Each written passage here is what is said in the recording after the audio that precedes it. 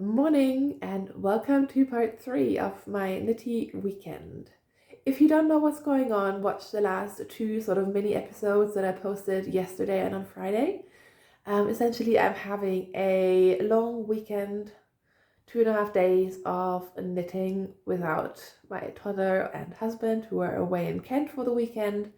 So yeah, this is day 3. Just to catch you up on what's been happening, I filmed yesterday afternoon and I hadn't really planned out what I was going to knit. Yesterday was a mixed bag, I'll be honest, not in terms of the knitting, but because stuff happened and mold and stuff you don't want to deal with on your weekend off. But I feel like I haven't really knitted that much yesterday, but look, are you ready? I made my first water bottle cover and honestly, I think it's perfect. I love it so much. I mentioned this yesterday. I mentioned how I sort of started it with Judy's Magic cast on. Yesterday, I just eyeballed it. I just cast on a couple of stitches that sort of looked like the width at the bottom of my hot water bottle. In hindsight, I think I could have cast on even less stitches and then increased more to sort of have more of a rounded edge, but it works perfectly. So you can see there, I increased as you would on a toe-up sock. And then I just knit straight stockinette until I felt like it was time to decrease. And then for the decreases, to get this sort of shape, I actually decreased every round until again it felt right, and then I just did a 2x2 rib and look, it's perfect. I love it. I thought about should I block this or not, but I decided to do it because the yarn that I'm using is a very woolly yarn. It's Jamieson and Smith 2-ply jumper weight held double with a cone of New Lanark spinning mill, which is I think a very similar yarn. But at least the coned one, the New Lanark spinning mill, that would have had a lot of spinning oil in it. So I did wash this. I hand wash all of my knits except for socks. And I'm glad I did because so much murky stuff came out. And now this is so much softer and it's beautiful. So in order to dry / block it, if you want to call it that, I actually put the empty water bottle inside and then actually put hot water in it. So I used the hot water bottle to block and dry my cover and it worked perfectly. It dried really, really quickly and it is perfect. So as you can tell, I just did some marrowed straps with some leftovers.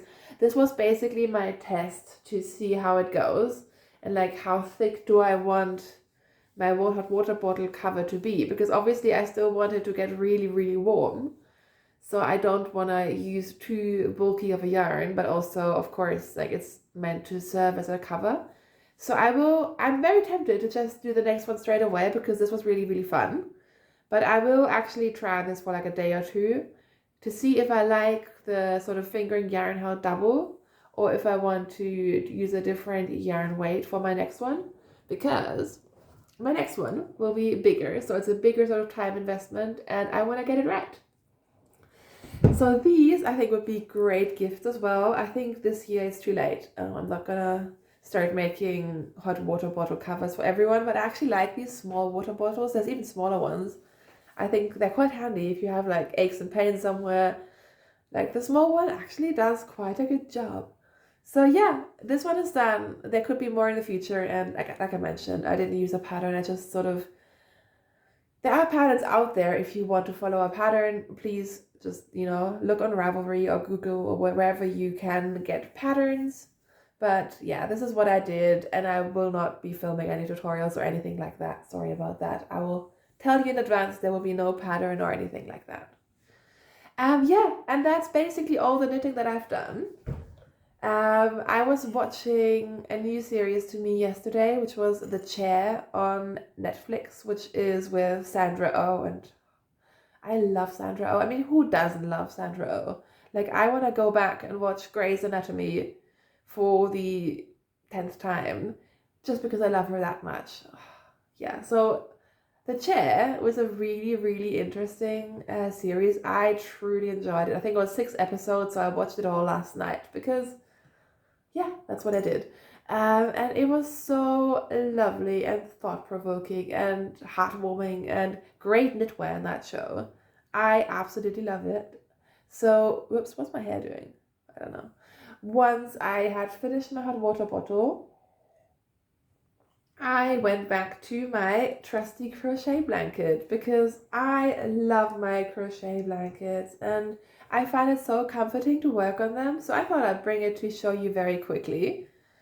Of course, I always show you the side with all the ends. They're all like worked in. I just need to snip them off at the end. But let's show you a pretty side. So remember when I showed this to you like a couple of months ago when I was down here? And now look, it's an actual blanket.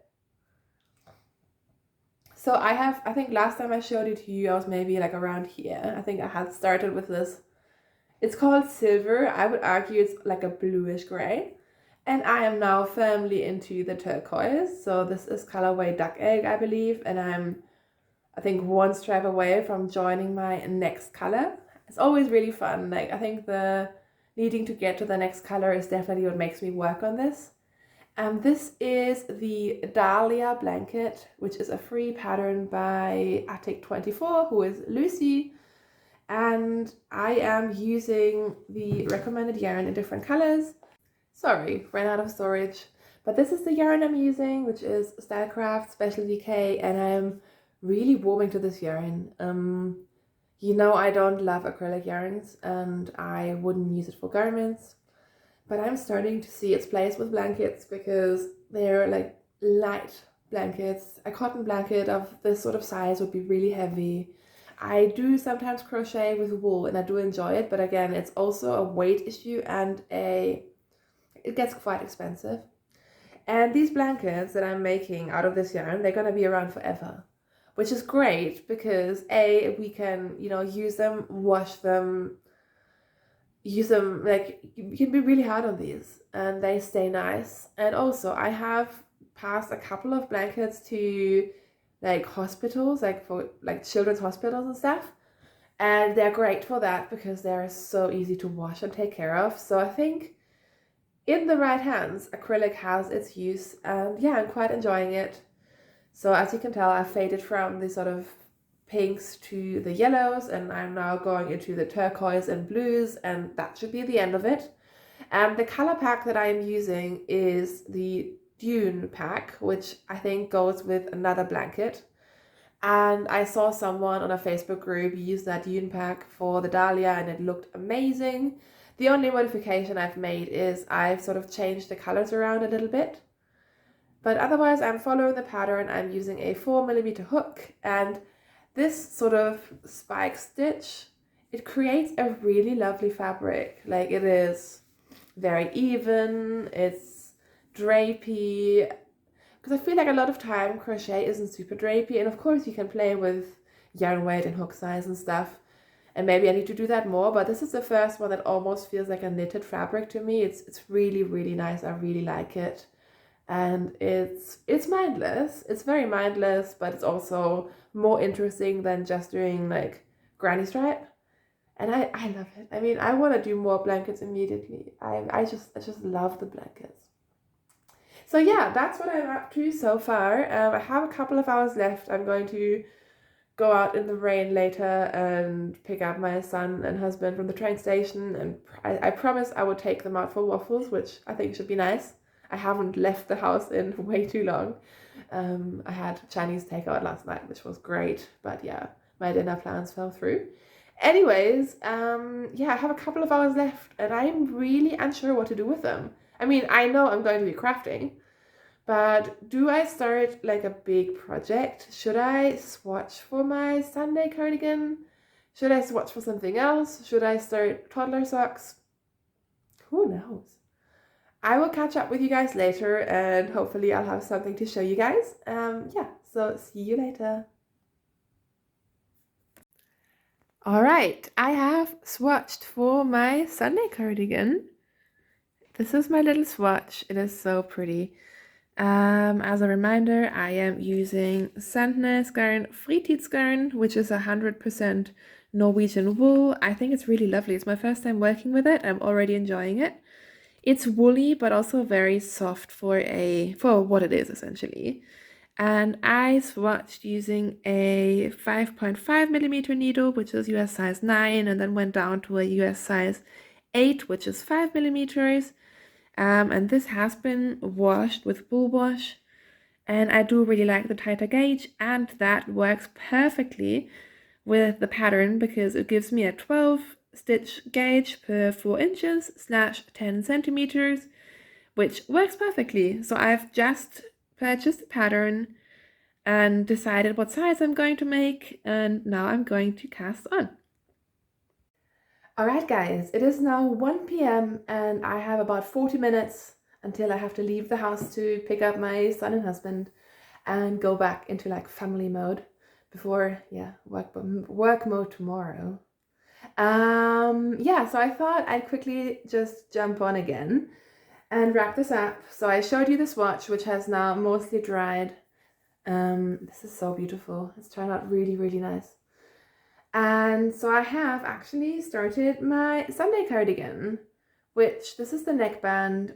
It is a folded neckband, and I think I'm going to do it, but I've also seen some people leaving it unfolded, so having, I think it's like 4 inches, so it's going to be quite chunky. And on some of the pictures on Ravelry, it looks really good. So I'm usually always one to, knit down the band as soon as I can to avoid, having to stitch it down later. But I think I'm actually, for this one, I'm going to knit the whole 4 inches and leave it and see how I like it once the cardigan is finished. So this is the sides of it is going to go into the button band. And then I'm going to hopefully soon start the sort of rib yoke, which I think is really, really pretty. So yeah, that's where we are on that. It's gonna be my neckline like this. And yeah, I'm really happy I did cast this on after all. I don't know about you guys, but for me, I love casting on new things. Like, I love the excitement of it, but it always does require a bit of, mental energy. And sometimes I just don't have it. So, I mean, it's silly, but sometimes I like to just start things and then I know I can work on them whenever. Like, take my, do I have it here? Yes. Take my woolly waffle sweater. I haven't touched it in weeks, but I have started it and I've done all the complicated bits. And this is the woolly waffles sweater by Stephen West in Rowan Felt Tweed in the colorway Mineral. And like, I've done all the complicated bits. I've worked out the size and the gauge and the swatching, and I've done the short rows. So now I can just pick this up anytime because now it's basically just a raglan. With this particular one, I think I didn't write down what size I started. So I'm going to just, keep increasing and then see what feels right. Or I don't know if I can do the math backwards. We'll see.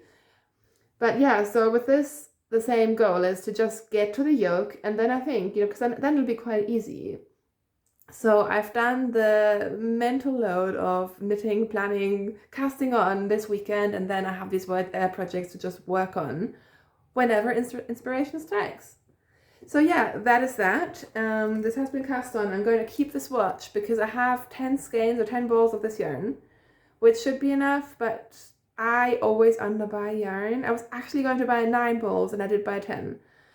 But yeah, we don't know how long this is gonna go, how far this is going to go, so I'm gonna keep the swatch, and if push comes to shove, I can unravel it. And also, I tend to usually buy yarn and then like put it in stash for a while because something in me is like, I buy new yarn, I can't knit with it straight away, which is so stupid. Like my beautiful yarn that I bought at the knitting and stitching show, I so want to knit it, and something in my head is like blocking me because then I will have used it. And yeah, it's stupid. It's very stupid. But in this case, I got the yarn last week and I'm knitting it right away, which means if I do run out of yarn, it should be quite easy to order more and hopefully get the same dye lot. So yeah, there we are with that. And I think this sort of wraps up my crafty weekend. I mean, I'm planning to knit some more today. But yeah, I need to sort of, I mean, I'm not going to get the house ready. It's not going to be nice and tidy when they come home, but I need to at least, you know, get some of like my blocking equipment and my knitting stuff a little bit more organized, so I don't, like, my son is just going to be all over everything. And then honestly, I just want to like go with the flow and like see what everyone wants to do. And so yeah, I'm going to wrap this up. I am so curious if what you guys think of this format in comparison to the regular podcast. I'm not saying I can do this all the time, but I'm just curious if the little snippets, you enjoy them, and like this is much easier for me to edit because, or like even to make, because I don't have to take such a big chunk of my day to, you know, record. Like I could even on my lunch break, like do like a 10-minute snippet of something and then just piece it together at some point. So I am really curious. I don't think it's an either or, but it would be really interesting to sort of get your general preference, I guess. I might still do whatever feels best to me, but I would appreciate your feedback just to sort of give me some guidance. But please be kind. Yeah. So yeah, I think that wraps it up. I feel like I'm forgetting something, but you know what? I'll be back probably next weekend, so then we can just chat about whatever I didn't mention. Thank you so much for tuning in. I hope wherever you are healthy, you're safe, and you hopefully have some lovely yarn to play with. Talk soon. Thank you for watching. Happy knitting. Bye.